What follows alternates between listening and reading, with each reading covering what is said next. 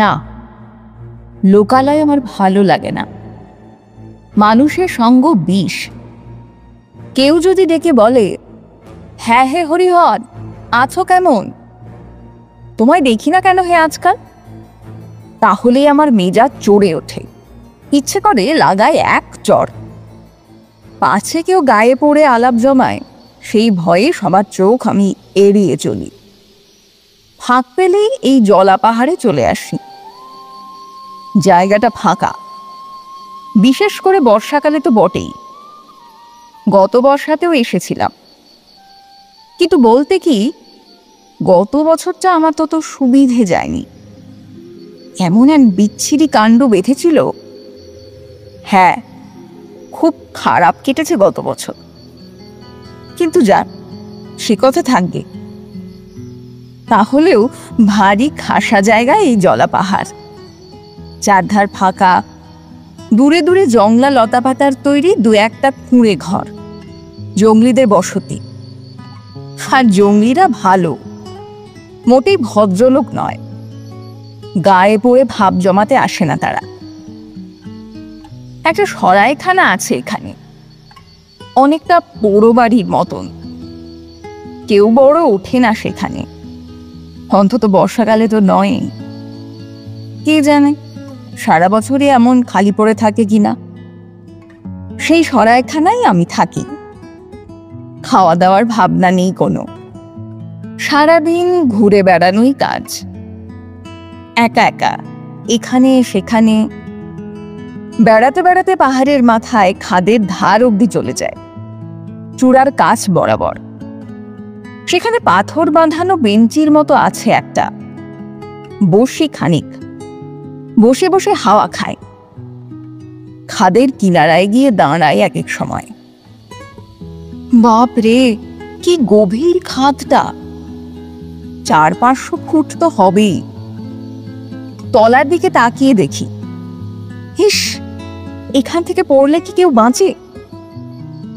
সারাদিন এই কাজ।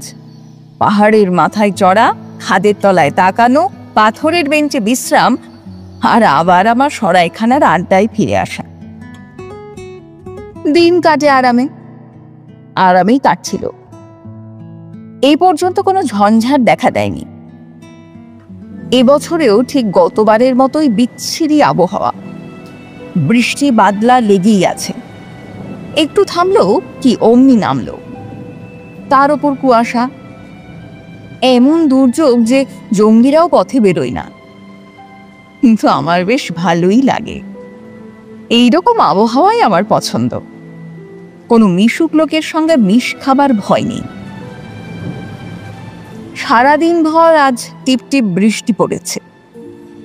সন্ধ্যের মুখে জলটা একটু ধরতেই সরাইখানা থেকে বেরিয়ে পড়লাম। সান্ধ্য ভ্রমণটা সেরে আসা যাক। চলে গেলাম পাহাড়ের মাথায়।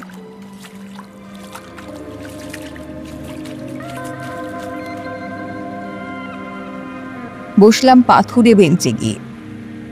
সন্ধে তখন হব হব। ফিকে আলো আধারির মাঝে বসে মেঘলা আকাশের দিকে চেয়ে আছি চুপচাপ। হঠাৎ তাকিয়ে দেখি কখন আরেকজন এসে বসেছেন আমার পাশে, বেঞ্চির কোণ ঘেঁষে। দেখেই মনটা খিঁচড়ে গেল। এমন খারাপ লাগতে লাগলো, কি বলবো। মনে মনে ওর মুন্ডপাত করলাম। গোদের ওপর বিস্ফোরা যেমন হয়ে থাকে, মানুষের স্বভাব দোষ যা, আরেকজনকে পেলে জমাতে চায়, কথা না কয়ে থাকতে পারে না।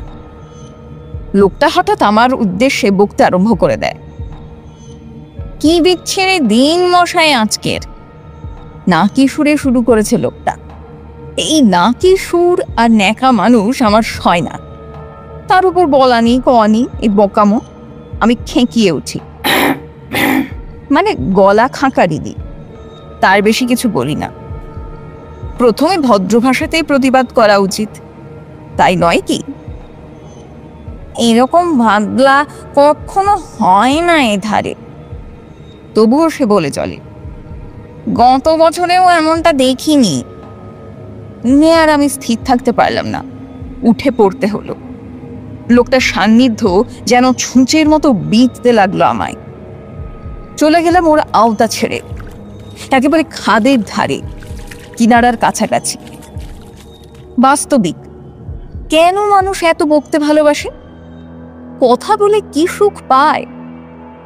রাত দিন খালি বকর বকর বকর বকর, কি লাভ হয় বকে? এই বকাসুরদের আমি দু চোখে দেখতে পারি না। ওদের বকুনি আমার কানে বিষ ছড়ায়। কিন্তু হতভাগা নাথর বান্দা আমার পিছু পিছু সেও উঠে এসেছে। সরাইখানাও আর সে আগের সরাইখানা নেই, সে বলে। লোকটার ব্যবহারে আমার পিত্তি জ্বলে যায়। এই কি গায়ে পড়া অভদ্রতা! এও সরাইখানাতেই উঠেছে ভাবতে আরো খারাপ লাগতে থাকে। ভালো জ্বালা। কোথায় এখন সরাই নিজেকে? খাদের তলায় তাকিয়ে দেখি, তলিয়ে দেখতে স্বাদ হয়। এমন বদলোকের পাল্লা থেকে বাঁচতে আত্মহত্যা করাও শ্রেয়। তাই একলা এসেছেন বেড়াতে নাকি সস্ত্রীক? আমার কোনো জবাব না পেয়েও সে দমে না। কেউ কেউ বউ নিয়েও আসে আবার এখানে। তোমার পিন্ডি চটকাতেই আসে, আমি বলি, মুখ ভেঙচিয়ে বলি, অস্ফুট স্বরেই বলি কথাটা। আরে মশাই, আমি এসেছিলাম বউ নিয়ে এখানে, সে প্রকাশ করে। বছর 2 আগের কথা। আমি এবার বড় ডোজের গলা খাকড়ি ছাড়ি। কারো ব্যক্তিগত বা ব্যক্তিনিগত কথায় কান দিতে আমার ভালো লাগে না। রূঢ় কণ্ঠে তা জানিয়ে দিতে চাই। সেবারও আমি বাঁধলাম মশাই। এইরকমই কুয়াশা লেগে থাকতো। আমি আর আমার বউ বেড়াতে আসতাম এই টঙে। বৃষ্টি ধরলে বিকেলে কি সন্ধ্যের দিকটায় এসে বসতাম ওই ওই যে দেখছে ওই বেঞ্চে। হ্যাঁ, গল্প করতাম বসে বসে। লোকটা বকেই চলে। আমার বউ মশাই ভারী চুপচাপ প্রকৃতি, একদম না কথার মানুষ। কথাবার্তা ভালোবাসে না আদৌ। আমি একা একাই গল্প করতাম, ও শুনতো। শুনে শুনে বিরক্ত হতো। কোনো দোষ নেই মেয়েটার, নিজের মনে না বলে আমি পারি না। 10-12 দিন কাটাবার পর অবশেষে একদিন, সেদিনও আমরা বেড়াতে এসেছি এইখানে। গল্প করছি আমি, আমার বউ আর সইতে পারলো না। আশ্চর্য নয়, আমারই অসহ্য লাগছে। এই কথায় সে কথায় এই চূড়ার মাথার কাছে এসে দাঁড়িয়েছি আমরা। সে বলতে থাকে। এমনই ভর সন্ধে তখন।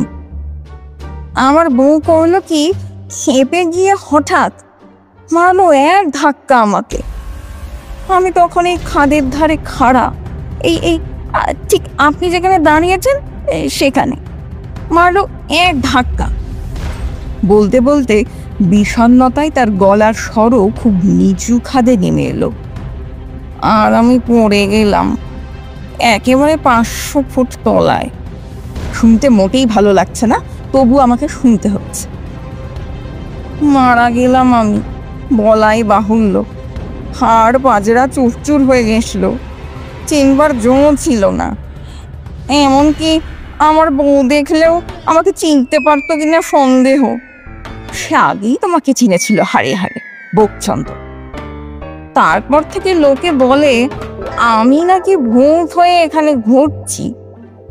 যেদিন আমার অপঘাত হয়, ফি বছর সেই দিনটিতে আমি নাকি এখানে হানা দিতে আসি। এই পাহাড়ের মাথায় যাকে এখানে দেখতে পাই, ধাক্কা মেরে ফেলে দিই নাকি খাদের গর্ভে। সেদিন একজনকে না নিলে নাকি আমার স্বস্তি হয় না। লোকে এই বলে।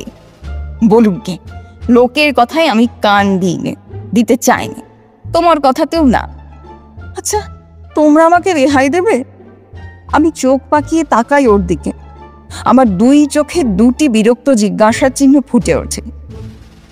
তা আজ হচ্ছে সেই দিনটি, আমার দ্বিতীয় মৃত্যু তিথি। বলেই সে আমাকে বলা নেই কওয়া নেই এক ধাক্কা লাগায়। আমি তাকিয়ে দেখি ভালো করে। আরে সেই তো বটে। সে ধাক্কা মারে, তার ঘুষি আমার দেহ ভেদ করে যায়। তবু সে মারতেই থাকে, ধাক্কার উপরে ধাক্কা দেয়। শেষটায় হাত চালিয়ে সুবিধে করতে না পেরে গুঁতো মারতে শুরু করে। তেড়ে তেড়ে এসে গুঁতোয়। তার বদখত চেহারা নিয়ে আমার দেহের এফোর ওফোর হয়ে বেরিয়ে যায়। অচেনা লোকদের সঙ্গে কথা কইতে আমার ভালো লাগে না, নইলে আমি তাকে বলতে পারতাম গত বছর আমাকেই সে ধাক্কা মেরে ফেলে দিয়েছিল। স্পষ্ট বলতে পারতাম মুখের উপর। না, জায়গাটা ছাড়তে হবে। জলা পাহাড়ে আর আশা চলবে না দেখছি। বড্ড ভূতের উপদ্রব এখানে।